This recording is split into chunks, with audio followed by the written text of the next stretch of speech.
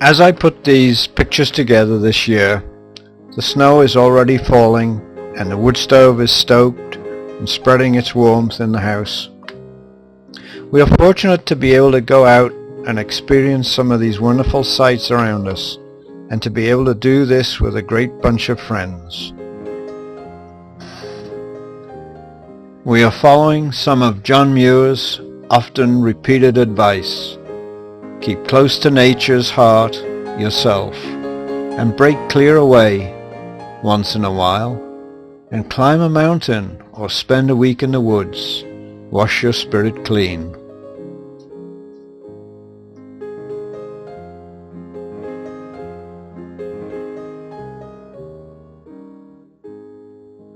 This year, our hike took us out to the Capitol Reef and San Rafael Swell area in southern Utah to do some canyon hiking.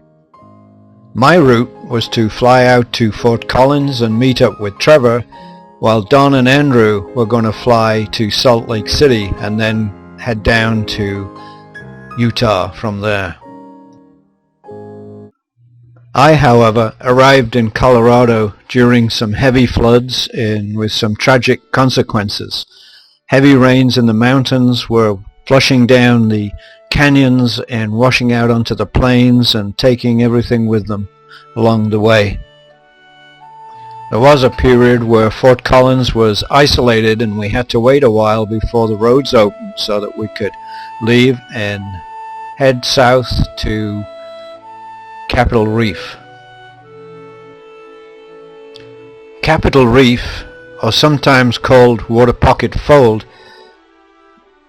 ranges about 100 miles and is a giant buckle in the Earth's crust that stretches across south-central Utah. It's a vast warping of the rocks created 65 million years ago by the same force that later uplifted the Colorado Plateau. It has beautiful and stunning red rock cliffs and deep winding canyons, and it just leads to some beautiful and exciting hiking. Don't know how much further. Well, the weather caught up with us again. We just left Hanksville we were on Route 24 going to Capitol Reef, and we were stopped on the road because of the floods and the mud flowing across the roads, so we had to hold out here and wait a while. The rain had stopped and the forecast was that they'd open the road. This guy with a snowplow is telling these people that if they wanted to drive around, it's a 50-odd mile detour. So we waited it out. It wasn't so much the water that's the problem, it's this mud. It's just like grease and people slide right off the road. But this is how you clear it.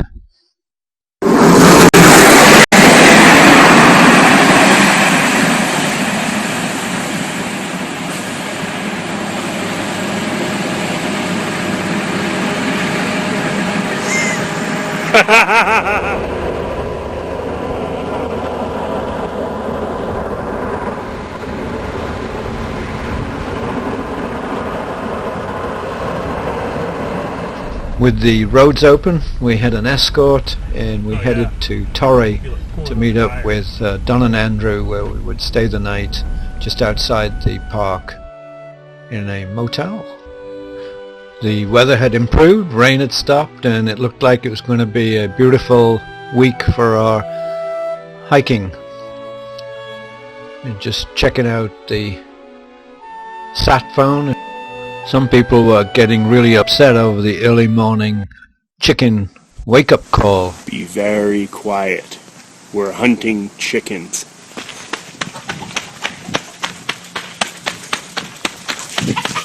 That's what you get for waking me up! Fruita is like a oasis in the middle of thousands of acres of desert. It's at the junction of the Freedmount River and Sulphur Creek. It has an abundant amount of water, and Fruita really exists because of the irrigation that takes place. Fruita was originally settled in the 1818s by the Mormon community, and they planted hundreds of fruit trees, and the orchards still continue to this day. Well, a beautiful day. If this is what the week was going to be like, we were in for a treat.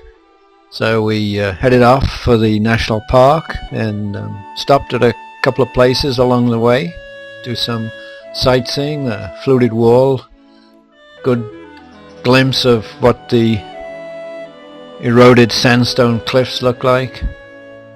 Very striking. We stopped to take a look down in this canyon called where Sulphur Creek runs through this gorge and actually heads into the national park.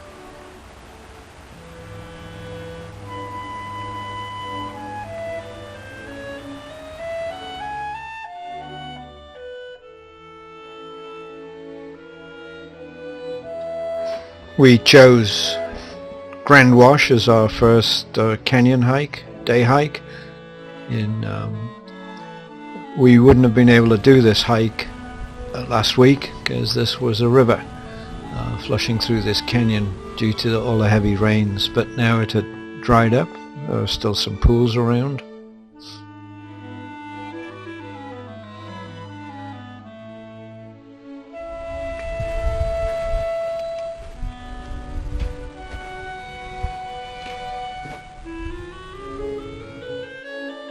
The sides of these canyons were striking as they soared up hundreds of feet above us. These were sandstone cliffs.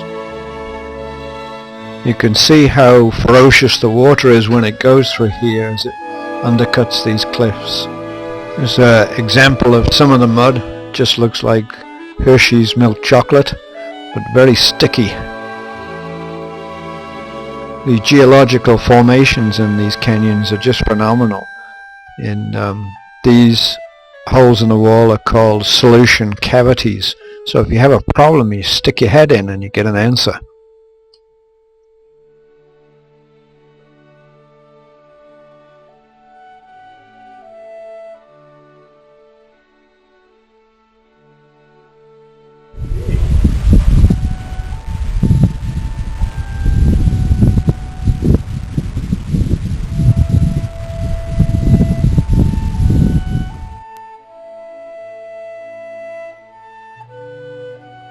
Yeah, the canyon narrows down a little bit here.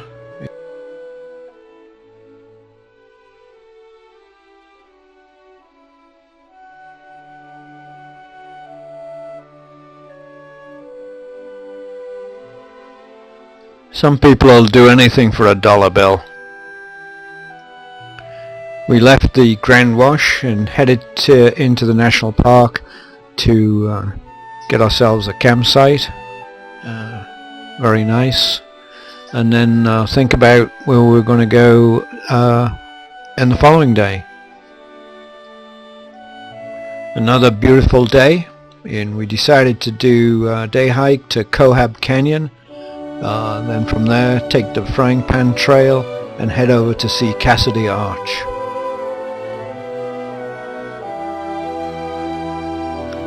Cohab Canyon is sort of a hanging canyon. You actually climb up and then it to enter it, and then it's a cleft goes through the rock.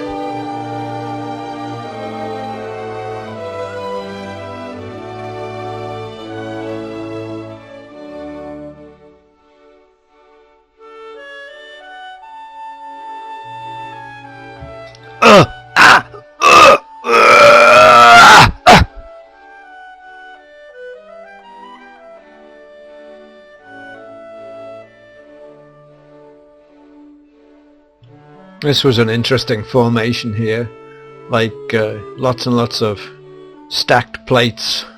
It's an interesting peak way off in the distance there at 7,000 odd feet called Fern's Nipple.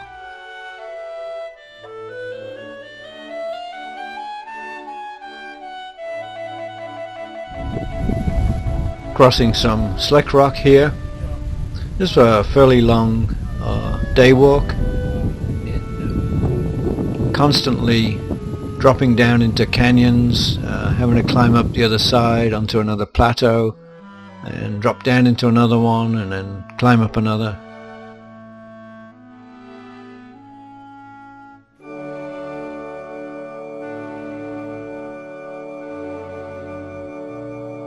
Crossing some more slick rock here as we approach Cassidy Arch. Pretty spectacular formation. These are the water pockets that the area is well known for. Fill up with rainwater. And we're just taking a break.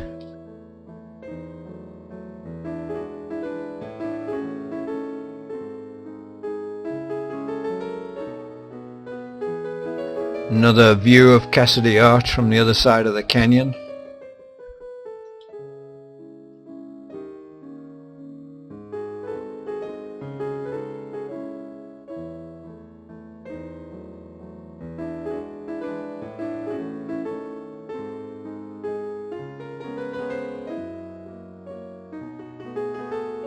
Well, we dropped down to the trailhead now, and we're going to head back along the road to the campsite.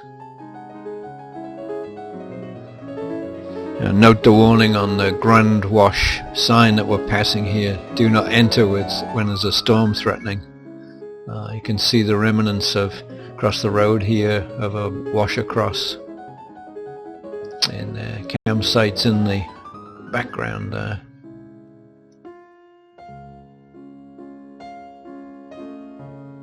Had to call in the medics here for a major head wound.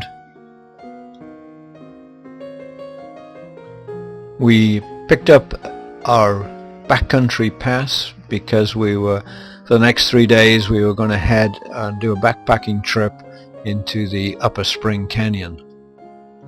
The canyon guide says Upper Spring Canyon is a strenuous hike, that route finding skills are going to test your ability. Only experienced canyon country hikers should attempt this route. Well, that's us.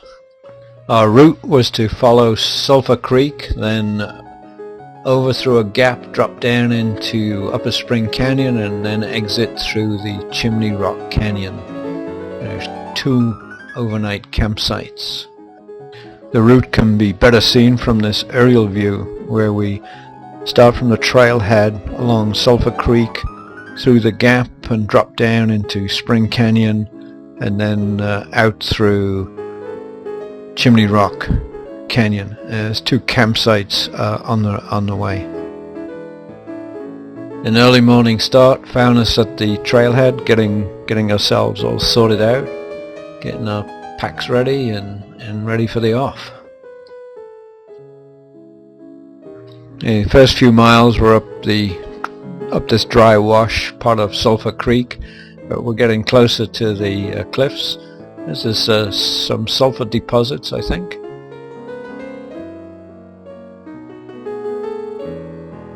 We next headed up this small drainage. In fact, we grunted our way up as we made our way up onto the bench above, just below the cliffs.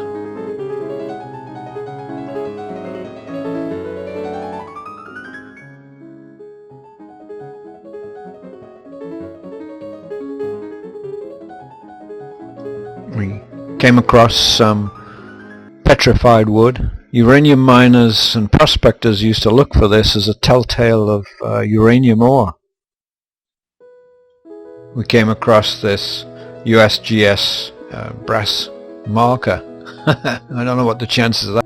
Now we're walking below these big Wingate cliffs, sandstone, and looking for the cleft in the rock that would allow us to get through into Spring Canyon. Where we found the deep cleft in the Wingate Cliffs here, known as the W, and made our way through so that we could then drop down into Upper Spring Canyon. The gap is at 7,700 feet. There's these couple of Douglas fir, which are pretty rare in Capitol Reef, growing right in here.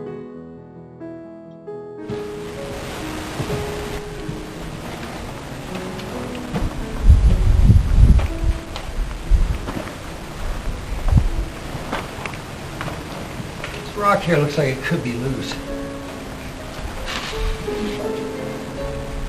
Well, after a rough scramble down the gully, we arrived in the Spring Canyon and it was time for lunch. The upper part of Spring Canyon was really slow going. There's a lot of rock hopping needed. Now we were approaching a major impediment. This was a 50-foot odd drop off, which we had to negotiate.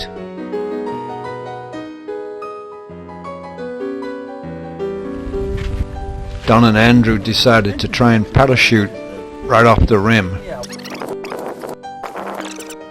Faster! Faster! With a failure to get liftoff, we decided to just lower the packs and make our way around the rim. With very loose rock underfoot, we decided to skid around the canyon rim here and find a safe spot to drop down into the canyon again.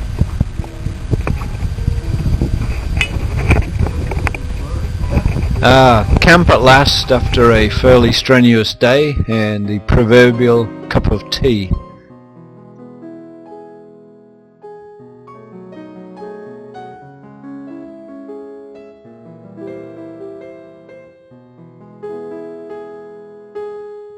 Early morning sun for a new day hitting that peak. Tough to get some people out of the sack though.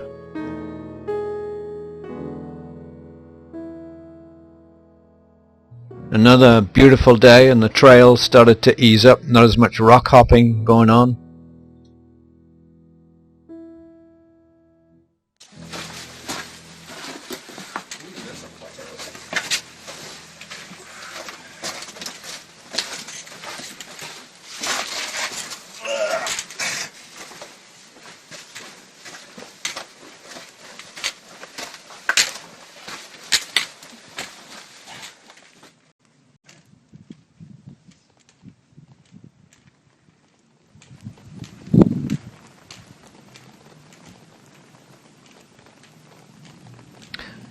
Yeah, this cairn that we came across is for a uranium claim filed in 1955.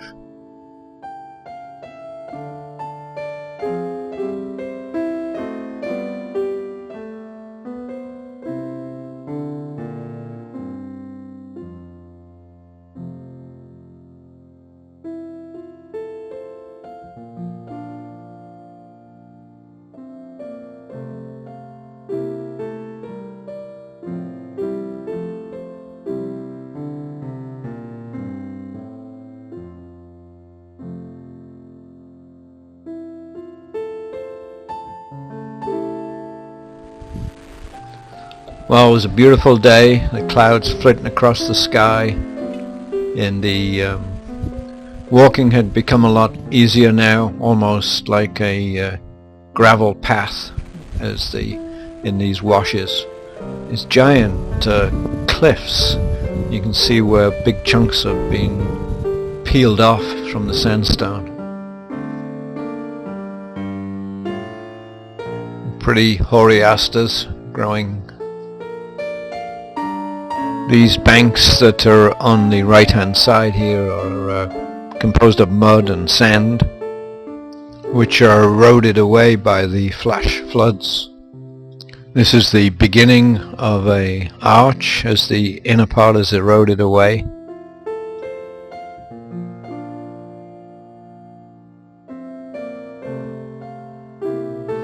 Nice big old cottonwood providing us some shade for lunch.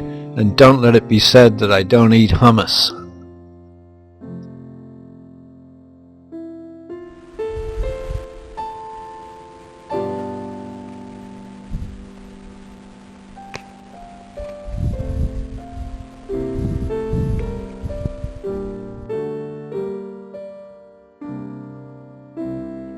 A cup of tea as we make camp for the night.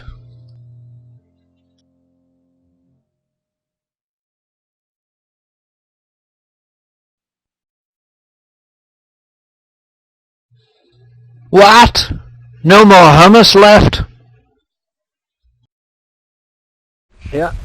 Action. Hybrids film. What? Another attempt to fly? Oh, so the tent isn't actually there, it's just the fly and the... Yeah, well. Well, come on. It's a tent.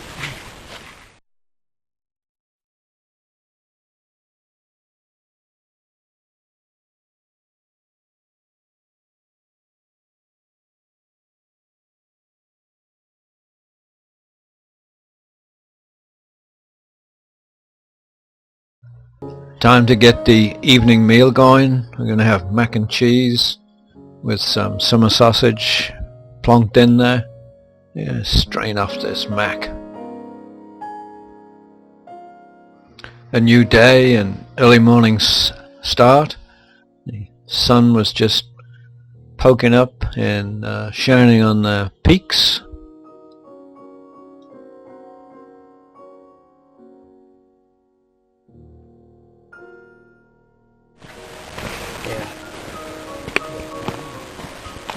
We now entered one of the prettiest places in this canyon.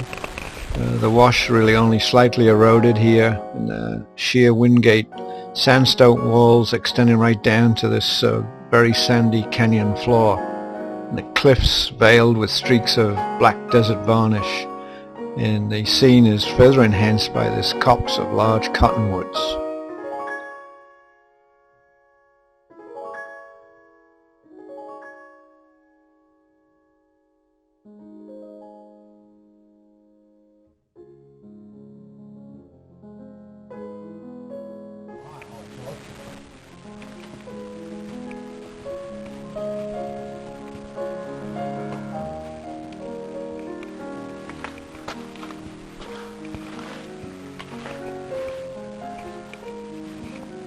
This is where we exit Upper Spring Canyon and join Chimney Rock Canyon.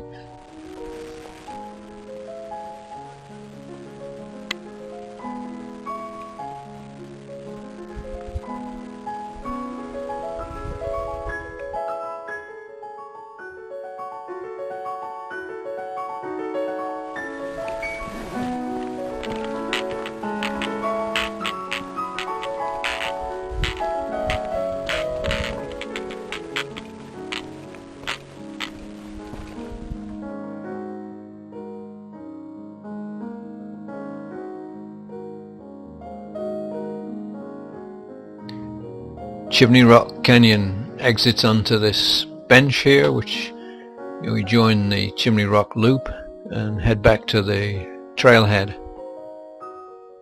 I have to apologize for the actors. We can't get good help these days, and they're always complaining. Action! Action! Go! Move!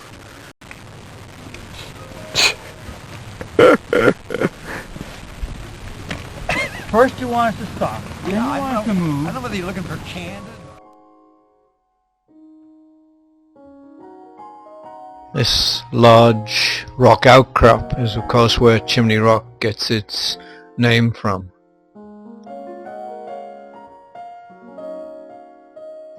Capitol Reef of course is a geologist's delight. You can travel back through the various layers of shale and sandstones from 100 million years, past the Wingate sandstone at 200 million years, all the way back through the Permian period, pre-250 million years ago.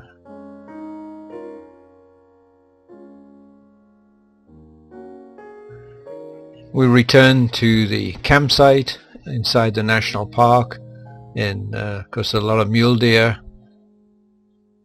fairly tame, munching on the grass. No lawnmowers needed here. A couple of beautiful old cottonwoods with gnarly burls.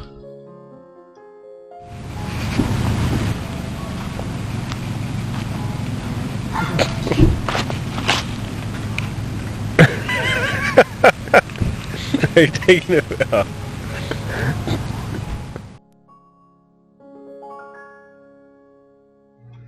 Uh-oh, busted. Here we have our Coleman double burner out since the vehicles were so close to the campsite, we were able to have a little bit of luxury. Some people having a snooze. We were going to do some more hiking in this area, but due to many of the canyons being flooded and roads washed out from the previous week's weather, we decided to move around to the San Rafael swell.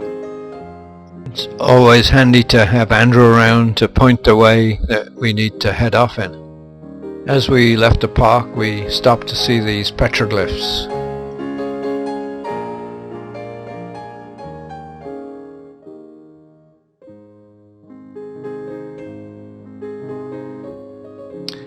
As we left the park, we passed by the Fremont River again, and you can see the dam here, which was used for irrigation, has been breached by last week's rain. This is the renowned Hanksville store built inside this mountain.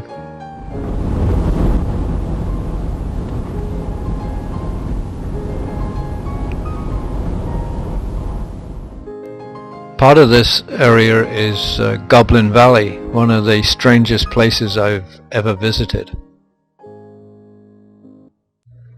These sandstone goblins are formed from deposits laid down 170 million years ago in a vast inland sea, and then were eroded by wind and water into these interesting shapes.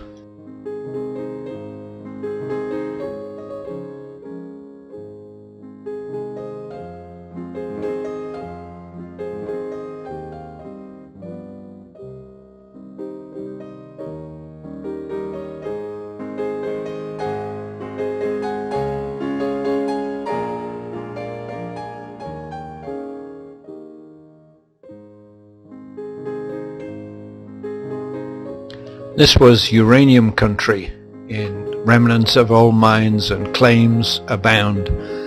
We decided to camp near Temple Mountain for a couple of nights.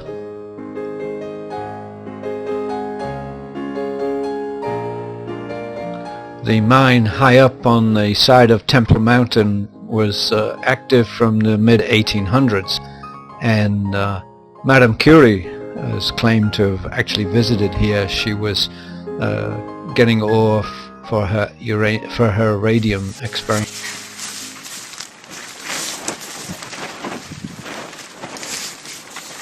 Here comes the sun.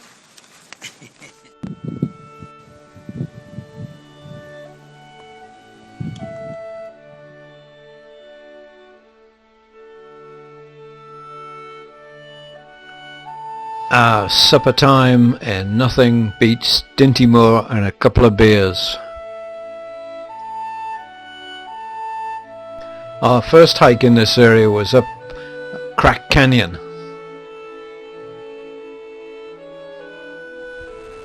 There was beautiful patterns in the sandstone here with these striations depicting the layering over millions and millions of years, of course.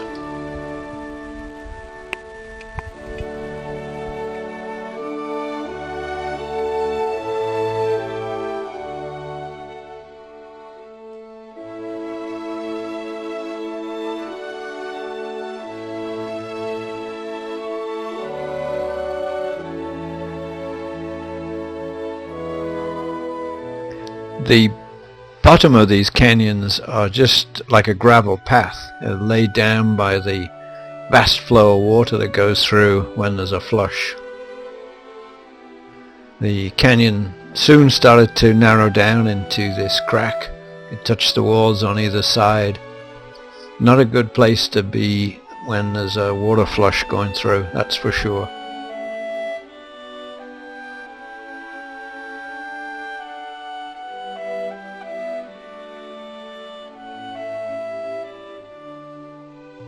After an enjoyable day and back at camp again, we got busy on the burgers and fries on our double cooker.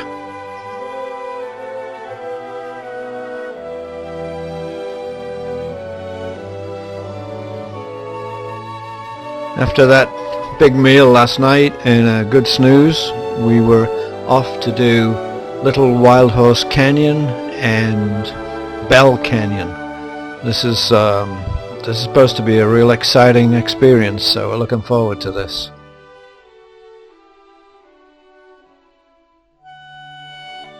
We'd had a heads up that this was going to be a wet canyon, so we were prepared to go and get wet.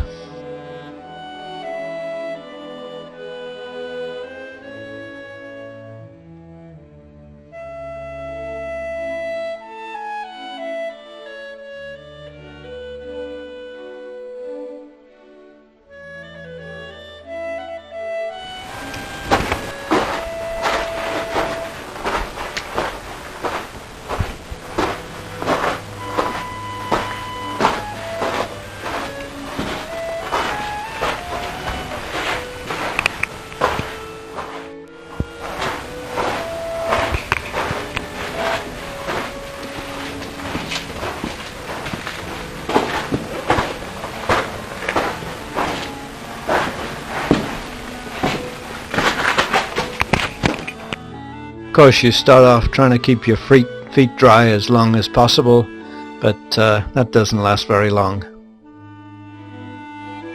Of course, this water's about 35-40 degrees, and the bottom's very muddy and slippy, and there could also be a hole that you could just drop right into.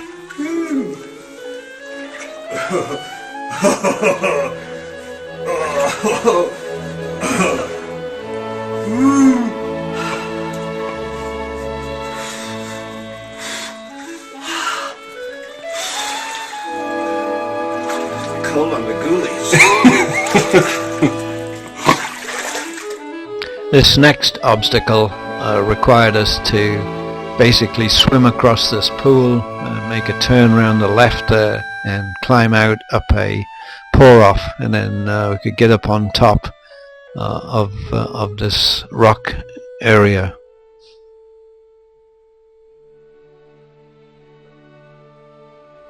As these canyons have very steep walls, the sun very rarely gets on this water, and its temperature must be around 35 to 40 degrees, I think. It really takes your breath away.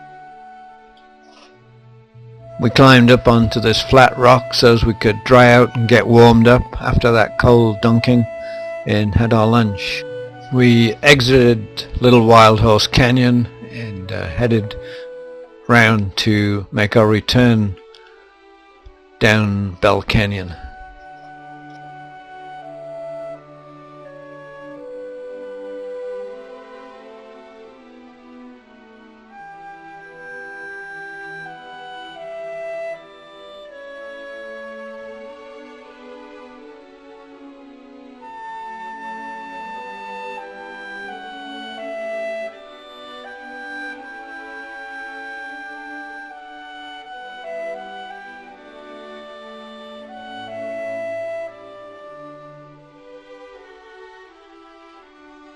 Of course, we weren't done with the water yet, and some people will still try and keep their feet really dry.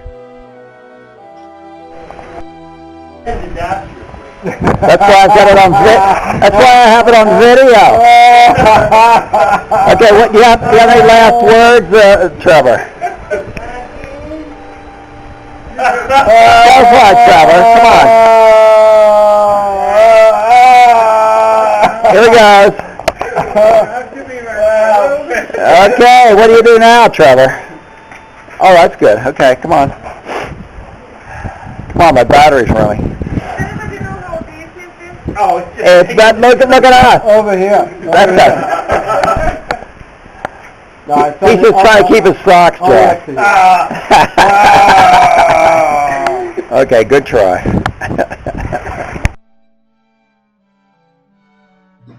Getting into a tight squeeze area here.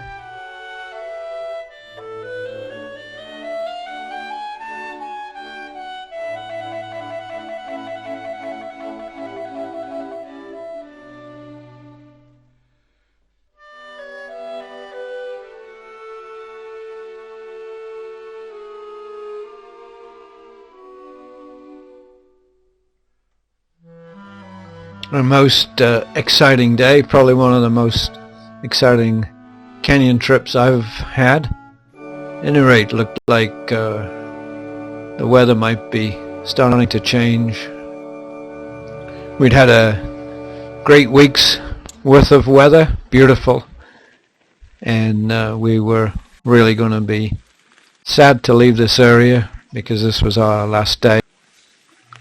Tomorrow we'd be heading out, Trevor and I back to Fort Collins, Don and Andrew to Salt Lake. Bit of a scrub up here with a solar shower. Few people I've ever known who showers fully clothed. I must have